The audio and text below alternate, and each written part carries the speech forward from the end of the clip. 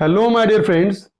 I am Dr. Wasim I Khan, Associate Professor, Sri Shivaji Law College, Parbhani, Maharashtra, India.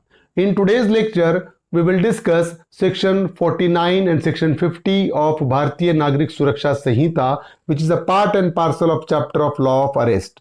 So Section 49 और 50 आज के इस lecture में हम डिस्कस करेंगे।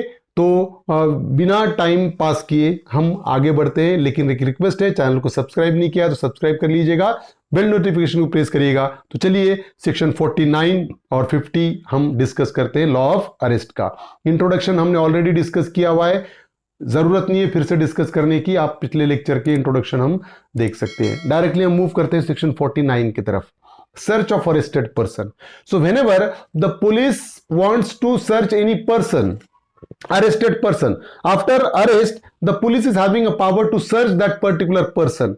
So what will be the provision of search under section 49? So whenever a person is arrested by a police officer under a warrant which does not provide for the taking of bail, or under a warrant which provides for the taking of bail but the person arrested cannot furnish a bail.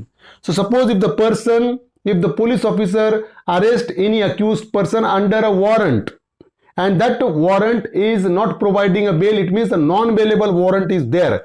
And sometimes if the bailable warrant is there, under a warrant, if the police arrests that person and provides a provision of bail, but the person arrested cannot furnish a bail, in both the scenario, बात ध्यान में रखिए कि person को, accused को arrest कर रहा है पुलिस, वारंट है लेकिन वो नॉन बेलेबल वारंट है, बेल के प्रोविजन नहीं है, या वारंट है अरेस्ट कर रहा है, बेल के प्रोविजन भी है लेकिन अक्यूज्ड बेल फर्निश नहीं कर सका। ये दोनों सिनेरियो में क्या होगा, a person is arrested without warrant or by a private person under a warrant and cannot legally be admitted to bail or is unable to furnish bail, या sub clause 2 में ये बताया जा रहा है कि अगर विदाउट वारंट पुलिस अरेस्ट कर रहा है या प्राइवेट पर्सन अरेस्ट कर रहा है और बेल के कोई प्रोविजन ही नहीं है या अक्यूज्ड बेल फर्निश नहीं कर पा रहा है, ये चारों सिनेरियो में, वारंट के साथ कर रहा है अरेस्ट, बेल नहीं है,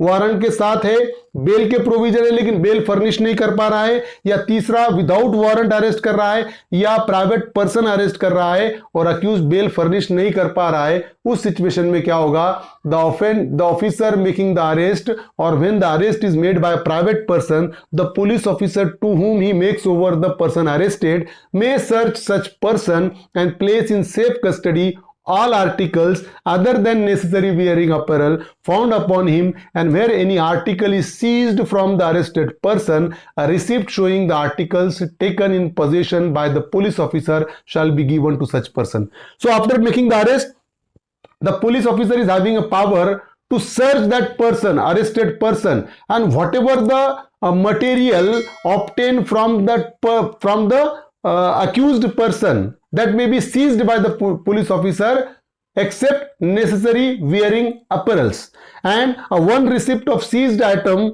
shall be given to the arrested person. तो क्या होगा, अरेस्ट किया, बेल के प्रोविजन नहीं है, अरेस्ट करने के बाद पुलिस ऑफिसर को पावर है सेक्शन 49 में, पुलिस ऑफिसर अरेस्टेड पर्सन को सर्च करेगा, सर्च करने के बाद जो भी चीजें उसके पास से मिली उसको सीज कर सकता है, other than necessary wearing appearance. कुछ चीजें ऐसी होती है कि जो पहनी हुई चीजें हैं और उसको निकाल नहीं सकते, कस्टम है ऐसा, तो उस सिचुएशन में जो जो चीजें उसके पास से पुलिस ने सीज किया उसकी एक लिस्ट बनेगी और उसकी एक लिस्ट की कॉपी उस अरेस्टेड पर्सन को दी जाएगी। तो ये सेक्शन 49 है जो हमने डिस्कस किया।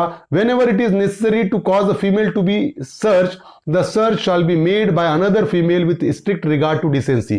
If the accused person is a female, then the search of that female shall be made by a lady constable with strict regard to decency. जब कभी भी accused अगर फीमेल है, फीमेल को सर्च करना है तो फीमेल ही सर्च करेगी, वो भी डिसेंटफुल मैनर में, इसी तरीके से उसको सर्च किया जा सकता है। Section 49। Section 50 deals with power to seize offensive weapons.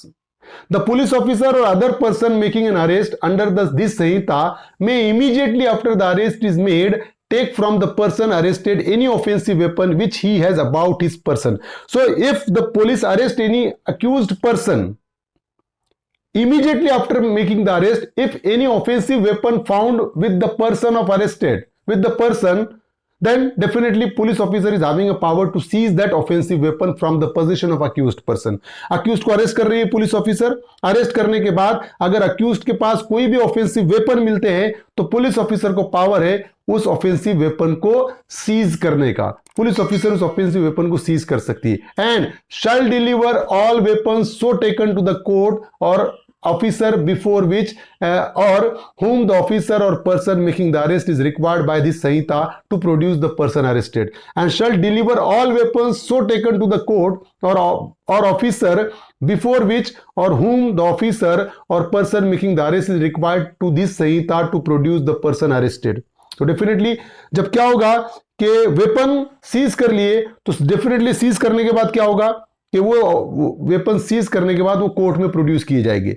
या कुछ सिचुएशन में ऐसा होता है कि पुलिस ऑफिसर किसी को अरेस्ट कर सीनियर पुलिस ऑफिसर के पास लेकर जाता है, तो वो जो ऑफिसर है अगर कोई वेपन सीज करता है तो सीनियर पुलिस ऑफिसर के बाद वो क्या करेगा, वेपन हैंड ओवर करेगा और सीनियर पुलिस ऑफिसर मैजिस्ट्रेट के सामने वो ऑफेंसिव वेपन जो सीज किए जा चुके हैं वो प्रोड्यूस करेगा। तो सेक्शन 50 क्या है कि जब कभी भी किसी अक्यूज्ड को अरेस्ट कर रहा है पुलिस ऑफिसर तो अक्यूज्ड के पास से अगर कोई ऑफेंसिव वेपन जो ऑफेंस करने में यूज हुए हैं वो पुलिस ऑफिसर उस ऑफेंसिव वेपन को सीज कर सकती है।